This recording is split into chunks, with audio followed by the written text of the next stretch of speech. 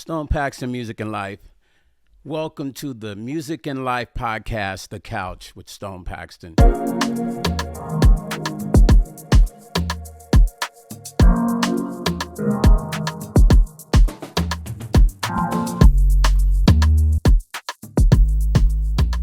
Welcome to the Music and Life podcast. Let me pick up my water here. Back again with another one. Thank you to all those that have checked out the last podcast. I truly appreciate you guys. I had a pretty amazing response. I didn't realize that many people wanted to hear me talk, but I guess they do. So we're going to get into talking. Again, this podcast is about social issues connected to music politics, anything music. This podcast is about. It's about the community of music, what surrounds music, what influences music, and how music influences pop culture as well as international and worldwide culture. Okay. So this podcast is about all those things. This particular podcast, I wanted to cover a subject that I've had to deal with personally all my life. And I've always wondered, as well as a lot of African Americans worldwide, it's something that we deal with every single day. And it's something that I wanted to bring to the general music public. This podcast title is called Eradication of Racism through Hip Hop. If you do not understand the meaning of what that means using hip hop to curb bias or racism. And that's something that I felt like, it's kind of crazy because we're dealing with this dynamic of how people are in the world, and hip hop is so powerful right now. So you would think that music would have already done its job. And what is that? That is to curb people's thoughts of why they should be racist towards any one race or culture or background. Okay? Music is powerful. You don't have to be Japanese to understand music. You don't have to be Chinese. You don't have to be from Europe. You don't have to be from Africa. You don't have to be from Mexico. You just have to be human. It's human nature to love music. Melody is more powerful, is the most powerful thing next to Christianity and politics, because it just grabs you and it takes a hold of you. But the beautiful part about melody and music is we never argue music. We argue politics. We argue religion. And we even argue race at times as humans, but you never hear us arguing music. We might say we like our favorite artist. We might say we like our favorite musician or band, but you never hear us arguing music. Like we never really argue music. We just put it on. We love it. We make it happen. We do what it does for us. We allow it to do what it does for us. We allow it to do what it does for us, but we never argue. Like, you have your favorite artist and you might introduce me to an artist, or I might introduce you to an artist that I feel like somebody you might like, but we never get upset about music. It gets us excited. It makes us know what it felt like when we first fell in love. It makes us know what it feels like when we first met our first girlfriend, when we had our first job, when we bought our first car. That's what music does for you. That's the power of music. It's so powerful that it can move your spirit without moving your spirit. It's also so powerful that it can cause people to be negative, and it can cause people to do negative things that they typically wouldn't do. The whole point in this podcast is to figure out, I thought it would be best to bring this to the forefront. I never hear anybody talking about the subject of what I'm about to get deep into. I don't know if people are scared to talk about this subject. I don't know if they've just never thought about talking about this subject, but I felt like it's something that needs to be covered. And why not talk about it? And that is the eradication, and I'll say it again, the eradication of racism through hip hop. The eradication, let me say it again, the eradication of racism through hip hop and using hip hop. You see all these dynamics of things that are going on in the world today. And it's amazing when I think of my age. I'm 54 years old. And I write many songs. I wrote this very deep song called The Color of My Skin. You can disregard the color of my skin. I have to dig back up in my catalog because I think I might just, put that song out. And the song goes like this. The chorus goes, hey, I cut just like you. I bleed just like you. So you can disregard the color of my skin. And I think the second part of that chorus goes, when somebody talks about them, don't sit around and instigate. That's what it says. So again, it goes, the second half goes, when somebody talks about them, don't sit around and instigate. And you can disregard the color of my skin. That's the title of this song I never put out.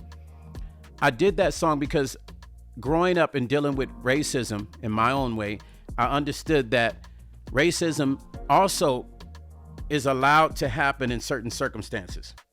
For instance, you can have an African-American girl or guy who hangs around with a whole bunch of Caucasian young men or women, or they could possibly even be Asian. And conversation might come up. I've had this happen to me, so I'm speaking on things that I've been through personally in my life as a person, as a human. And I've been in situations where people have made jokes or said things about African Americans. And, my family's mixed with all kinds of stuff. There's Asian in my blood. There's Hispanic and Indian in my blood. There's all kinds of things in my family, but, African base, right? But my family's mixed with everything. So I've been in situations myself personally where I've sat around and people have mentioned things about different cultures or maybe my own. And because they felt like I was a cool guy in their circle, that they could ask either a question or they could either say things that I wouldn't say anything about because they just felt like I was cool enough with their circle that I wasn't going to make a big deal about them speaking about African Americans or speaking about Mexicans or Asians or Hispanics, you know what I'm saying? And I was that person that would always correct my friends. Didn't matter who they spoke about. If they spoke about Mexicans, I would say, hey, I got some Latin people in my family. If they spoke about Asians, I say, hey, I have Asian people in my family. I never allowed, and I think that's probably the way that we can curb people away. Can we ever eradicate racism altogether? Of course not, because there's always going to be the group of people that feel like it's an agenda, like they just have to push this agenda for whatever reason. It's beyond my knowing. I could never explain to you why. This is what this particular podcast is about, because in the end, I will allow everyone to leave their comments and tell me their thoughts as to why what I'm about to ask, to see what their comments are. I'm not going to place my own comment. I could tell you what I think. Every African American in the world, if you ask them a question, or Hispanic, or anybody that's not of the majority, if you ask them what it's like to be put in a position to where somebody is very racist against you, they could tell you a million stories. They could literally write a book, a whole book on it. Every person that I know could write a book. Every African American could write a book on this story. This is a fact, you guys. So the question that I'm going to ask you, the general public, specifically my Caucasians, specifically my Hispanics, specifically my Asians, I want to know this question. And this is a question that most African Americans, if you ask them, they would tell you, I've always thought that way. And they would tell you, yeah, that's something we want to know. You have, and I'm going to give you the statistics. Here in America, you have 21.7% of total U.S. music consumptions. Now, imagine that. Let's go worldwide. See, we got to give you the numbers because the numbers never lie, right? Anybody can lie, but the numbers never lie. Now, worldwide, 250,000 of all streams on Spotify are hip hop. Just think about that, you guys. 250,000. 250,000, you guys, on Spotify is hip hop being streamed. But check this out. It goes even deeper than that. There's 53 million user-generated Spotify curated playlists. 53 million hip-hop playlists. Now, I'm giving you the numbers. I'm not coming off the top of my head, right? 2 billion playlists, 53 million user-generated Spotify playlists. So that means, like, if I create a playlist, if you create a playlist, if your cousin creates one, that's user-generated. Those are the ones that us users generate just to enjoy our music. We'll put a playlist together with all of our greatest hip-hop artists. That's generated by us, okay? But there's 2 billion playlists that contain at least one hip-hop song in it. That's a lot. 2 billion playlists that contain at least one hip-hop song, and the rest are probably mixed with all kinds of different styles of music. The eradication of racism through hip-hop.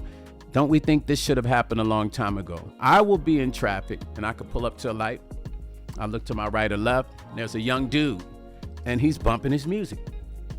Young dude, little young, young white cat, right? He's bumping his music, and I look over to the right. I'm like, okay, he's swagged out too. He's rocking the head, you know what I'm saying? He's rocking with the music, got the windows down, back windows down. He's feeling it.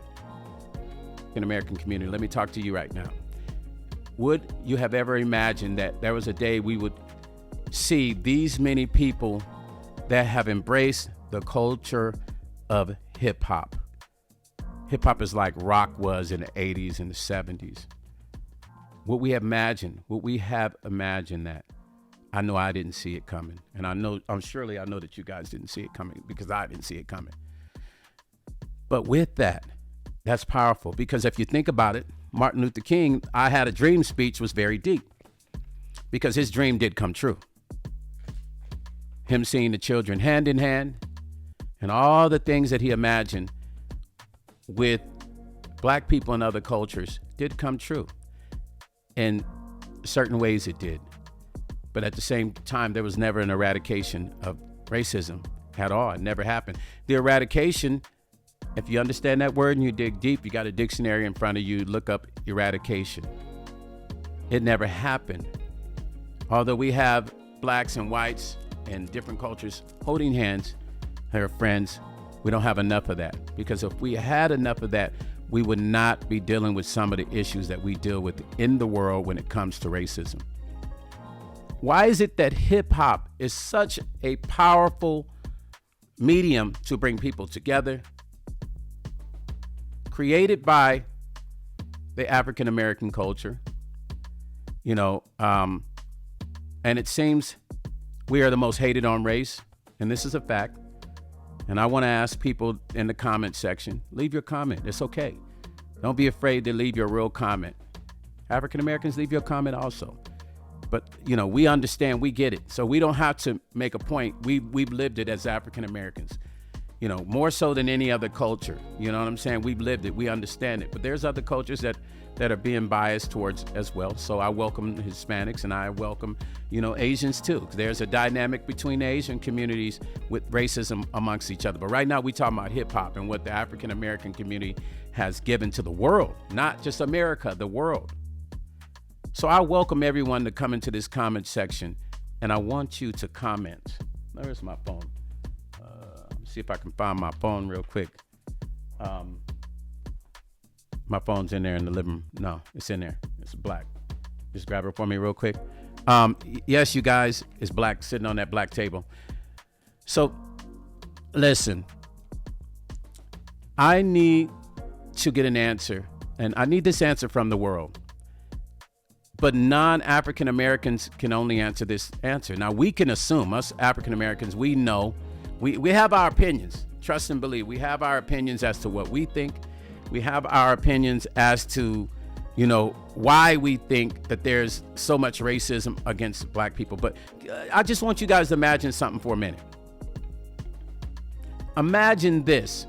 Imagine going out of your house every day knowing that you are the most hated on race in the world. The number one.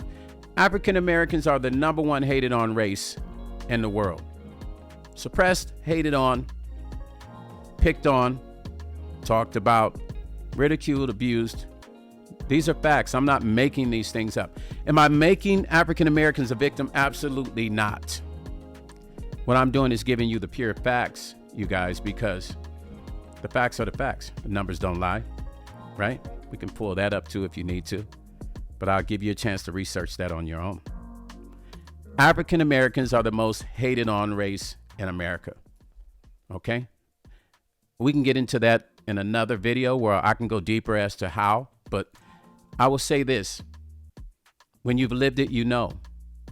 So I want to know from you guys, what is it about African Americans? Like I said, we know. So I could tell you, but this is not about me telling you why I think. I want a clean, pure, and honest answer. And that's what this particular podcast is about. I want you to tell me, the general public, white America, Hispanic Americans, Asian Americans. I've been hated on by, and believe me, I have Hispanic people in my family. I have Asian people in my family and in the blood. But Asian people that meet me don't know that, or Hispanic people that might meet me might not know that. So not only have I been the derogatory element towards me, the energy towards me from Caucasian Americans, it also has been that same way from some Asian people, not all, and some Hispanic people. But I promise you, if you look in everybody's playlist, they have some hip hop in there. So according to hip hop, there should not be any racism, you guys. According to everybody that's trying to be cool, or they're trying to do hip hop or listen to hip hop, black folks should be the most loved race, or one of the most loved race in America, in the world. So why? One thing we've always wanted to know as African Americans is why. What is it? What is it about us that makes people want to be so negative towards? You love us so much. You love our culture. You love our music. You love our style of dress, the hats, the swag, the way we turn the hats, the way we wear. Everything we do it with an essence with it. You love that about us. You love our music. You even love black women. That's okay. But why is there so much hate? That's what that comment section is for at the bottom. I like to hear that from everybody as to why you think. And, African Americans, you're welcome. Black folks, leave your comments at the bottom. But I more so want to hear from white Americans, Asian Americans, just an honest opinion. It's not going to hurt for us to have a discussion about this. That's why I call it the eradication of racism through hip hop. I'll say it again, the eradication of racism through hip hop. That's what this conversation is about. So I don't want you to be scared to leave a comment. I want you to get on here and I want you to have a comment. I want you to leave a comment. Don't be afraid. Speak your mind. Be honest. Be transparent. Tell the truth. If you got beat up when you were a kid in school, if somebody took your girlfriend, if you just don't like black folks, we just want to know why, because we've never known why. We've never known why. You understand? And there's a bad person in every culture. So give us an honest reason why you don't like black folks. Not nothing made up, because it'll help us understand better that dynamic. Even if it's just, you just don't like them. I mean, that's not a good answer, but at least you're being transparent. I don't know. If you just don't like them, it's probably because of how you were raised. And even if that's the truth, put it in the comment. This discussion is open for a discussion. I'm leaving this open for a discussion. So the discussion is open for a discussion of the subject matter, the eradication of racism through hip hop. If you think about back in the 50s and 60s and 70s, when African Americans would perform, the Temptations, Four Tops, Diana Ross, all these magnificent groups, Marvin Gaye, and they would do these tours, there would be a white side. Literally, there would be a rope or one of those things that they separate you at the club. I forgot what they're called, but it would be like a divider, and they would have black people. The only thing usually would be separating black folks from the white folks would be, they would have one side that say whites and the other side would say coloreds. And they would be at the same concert, but they'd be separated by a rope. I never understood that. I thought, even as a young kid, it always blew my mind. And nobody could quite explain that to me. When I used to watch these movies and these old videos and these shows about, how racism was when I was younger, because I was born in the 70s. So I was closer to that than anything. I was born in the 70s. It was still happening back then. You know what I mean? It's still happening now, but it was still heavy back in the 70s. So I was born into that whole era of that energy. Imagine that. But I was also born into the peace and love era. You know, you had the hippies, the peace and love era in the 70s. I was born into that, during around the Vietnam War time. It was still going on. A little bit past a little bit, but people were still into the peace and love era. And I was born into that. But back during that time period in the 60s was vital, because black artists couldn't go nowhere and perform. They could, but they'd have to come through the back door of the club. They had to be careful when they were going through the South, because they worry about getting lynched or getting killed. Can you just imagine putting yourself in a position of driving, knowing that if we break down on this freeway in Georgia, rural Georgia, in the country of Mississippi, there's chances that we might not even make it up out of there. I was looking at a story about Little Richard, and it was interesting to see his story. Because I met Little Richard when he was still alive, and certain things I should have asked him, I didn't get to ask him. But I thought it was interesting because Little Richard said that, and I wish I could find that documentary, and I put a little bit of him saying that on here. But he talked about, and I'll try to, that's what I'll try to find that and put maybe a clip of that in this. If not, we'll just share this story. But he was talking about how when he was younger as an artist, going through the South and performing, that he was a gay man, right? But he said he had to play extra because he knew that the men wouldn't worry about him because he was gay. They didn't fear him. The white man didn't worry about him because he was gay. That's what he said, right? And I was like, oh, that's interesting hearing him say that story. Now, he didn't tell me this, but I saw it in a documentary. I never asked him any questions when I was around him. I stayed real humble. I was just happy to be in his presence. But he was telling the story about how when he was gay, the only reason he had very few issues was because he was gay. And so white men never worried about him looking at the white women because he was gay. It was so prejudiced back in that time, I had to do what I was doing in order to survive. Yeah. What do you mean had to do what you were doing to survive? When I was saying rock and roll, at that time they would call black music race music when I sung rock and roll. I was on RCA Victor before Elvis Presley, but they wouldn't put me on RCA, they put me on Camden. So when I would wear makeup, they would let me sing for the white girls. When I put on eyelashes and all that, they would let me sing. But when I went as a just straight dude, they wouldn't let me sing. Now why is that? Well, they thought I wanted the girls. So if I came out a straight guy, they wouldn't let me sing. But when I came out with all the makeup on and all the eyelashes and all the hair, they said, Richard is a good boy. I never was a good man, but I was a good boy. Now, who is they that you're talking about here? Some of the whites in Macon, who I'm from. I came from a little town. Yeah. It was real prejudice back in that time. Now, this is, stories that I've heard myself from industry artists, being in the industry, who are older, who are in their 70s and 80s, and they told me about touring back in the South and all across the world, especially the South during that period of time. Imagine this. So you had all these people loving the music. Everybody's packing the house. Everybody's dancing. Everybody's feeling the music, right? They're listening to Smokey Robinson. They're listening to the Temptations. They're listening to, Frankie Valli. They're listening to, you name it. They're listening to everybody, right? But at the same time, as soon as that concert is over, black folks knew where they stood and white folks knew where they supposed to stand.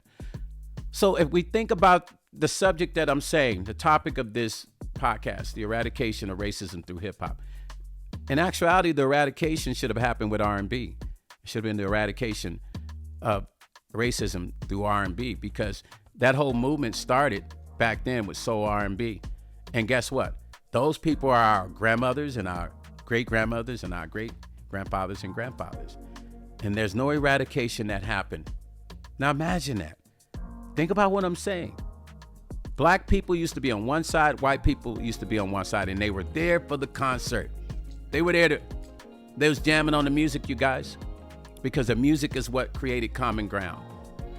But why not an eradication of racism through that music? Because that's how powerful music is. Or is the real truth of why there was an eradication during that time period is the same as to why I think that possibly there's an eradication now because nobody really fucking cares. That's the real truth. Shall we say that? The truth is nobody cares. Because if you really love that music and you're passionate, that artist is telling you their story. They're giving you their life through their experience, through that music. So when you're listening to them perform, you're hearing the story of their life and you're jamming to it while you're hearing them tell their life story. So wouldn't that make you feel closer to that person? Wouldn't that make you feel a compassion for that person because it helps you understand them better and possibly helps you want to go research their culture and more about them and who they are? The eradication did not happen in the 60s. It didn't happen in the 50s.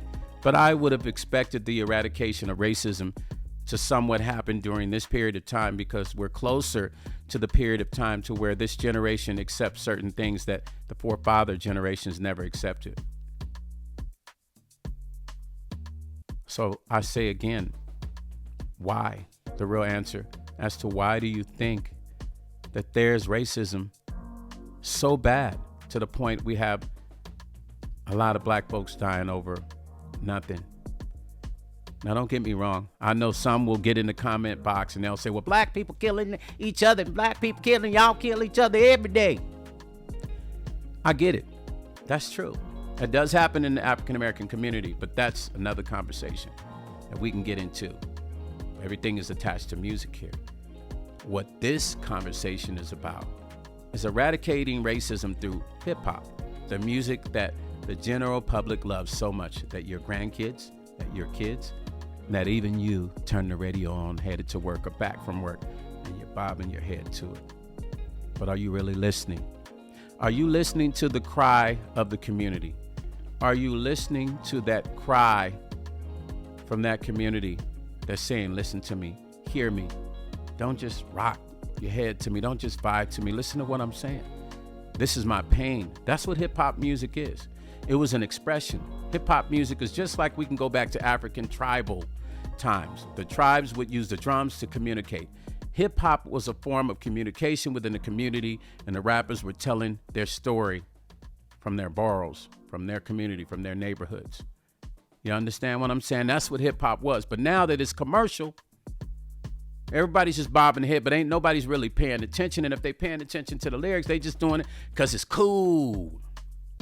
It's cool to be hip hop now. It ain't got shit to do with really understanding the message, because they even overlook the message even when they're saying it. They're actually regurgitating the message and they're using that message in their everyday conversation for swag purposes though. Think about what I'm saying. They'll decipher something from a song and then take it and run with it and spit it to a female, spit it to another cat because they want to be relevant. So they start talking that, the swag talk because they want to be cool. You see what I'm saying? I tell people, if I could make everyone wake up and become black one day, for one day, you'd never want to be black again. Now, I'm not saying that's a bad thing, but you would understand the things that come with that. And it would bother the shit out of you. Because you wake up every day and your only answer is why. When you go through certain stuff, all you can say is why. Why? Why me? Why did this happen? Why? Why are they acting that way? Why are they looking? Why they treat me this way? Why I go to this restaurant? Why does that happen? Why those people? Why they look at me like that? This is like an everyday thing for African Americans, by the way. For all my hip hop heads that consume hip hop. For all the ones that buy hip hop. For all the ones that have it, that I see the hat turned to the side and you swagged up and you just think like, yeah, you know what I'm saying?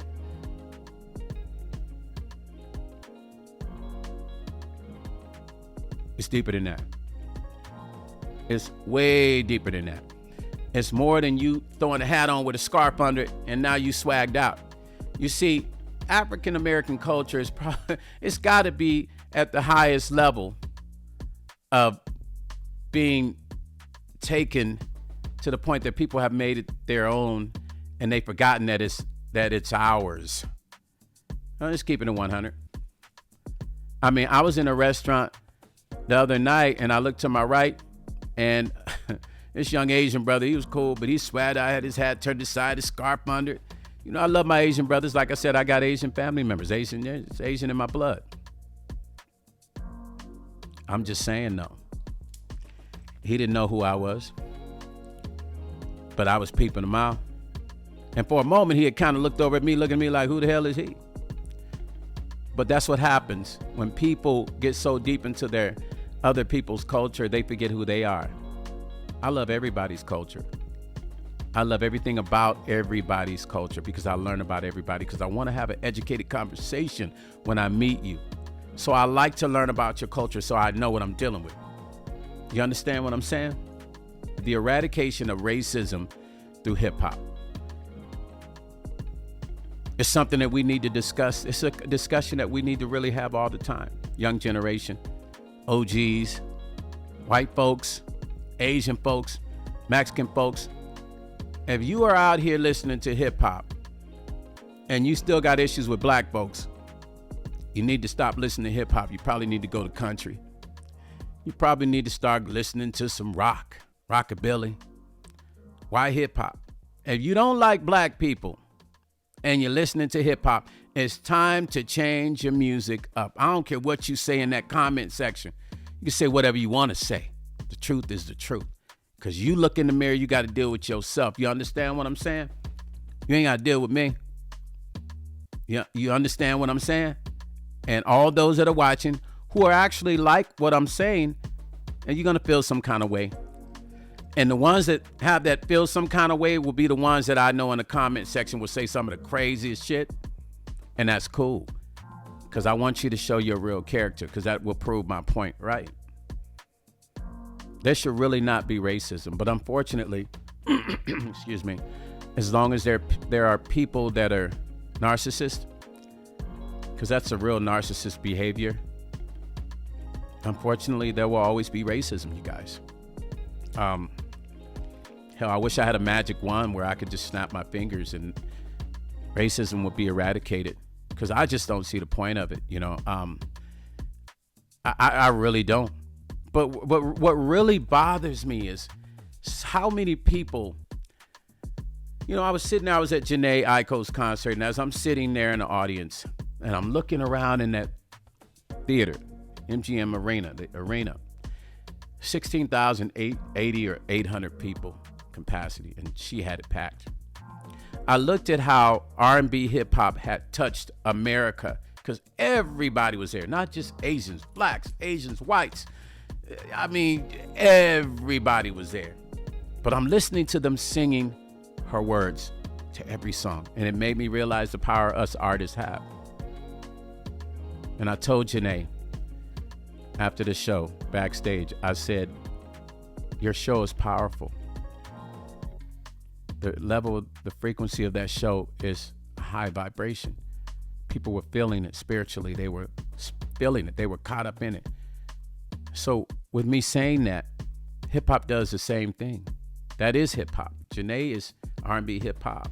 So now these people that are listening to this music every day, you know, you got a lot of Hispanics doing hip hop now. You got a lot of white cats doing hip hop, you know, but you don't have people giving credit to African Americans. This is another problem I have.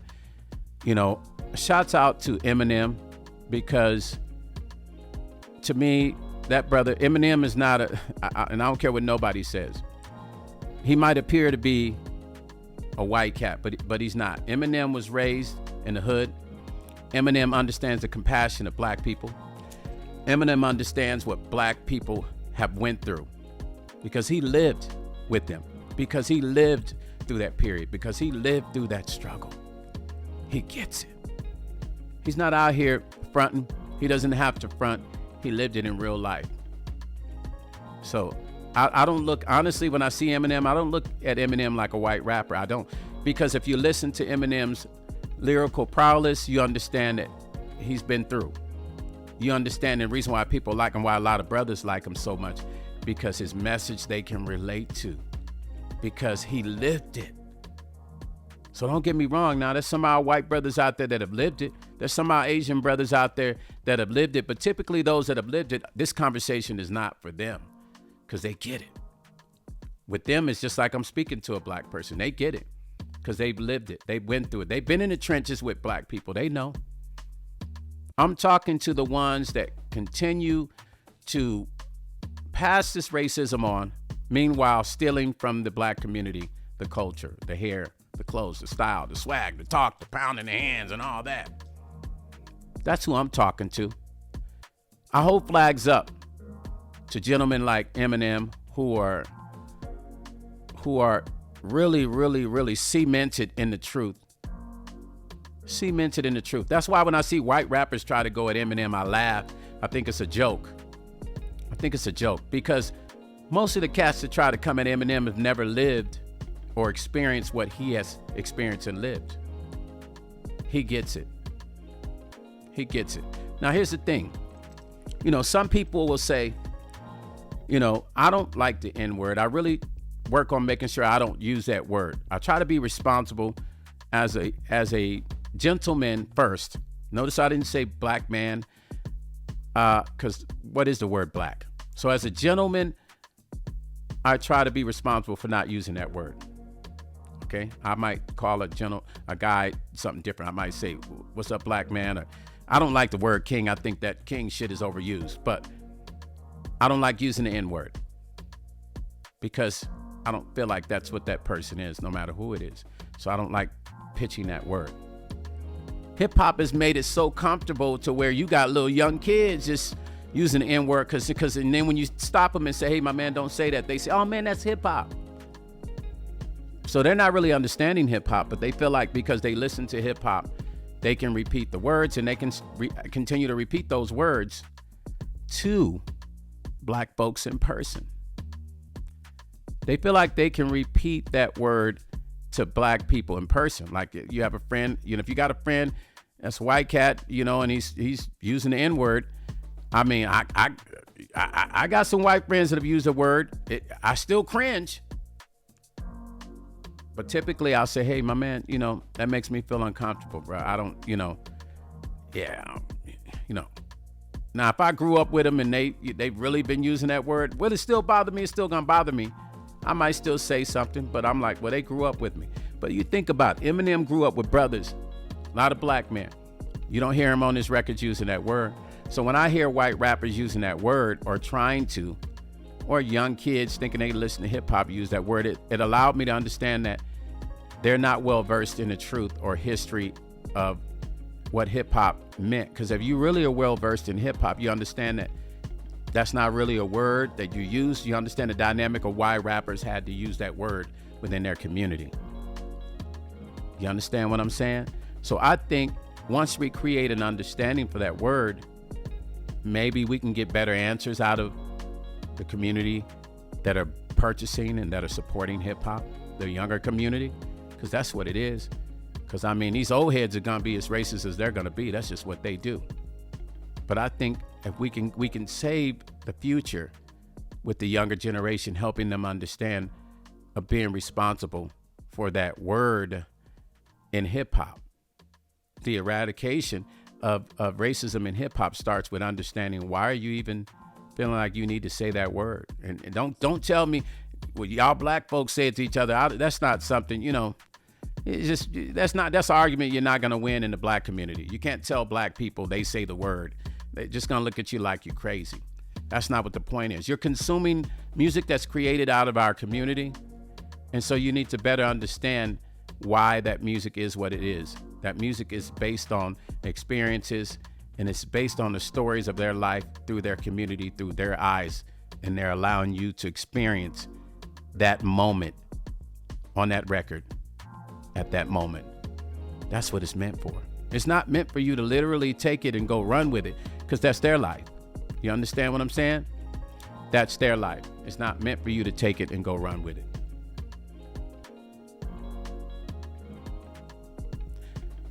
You know,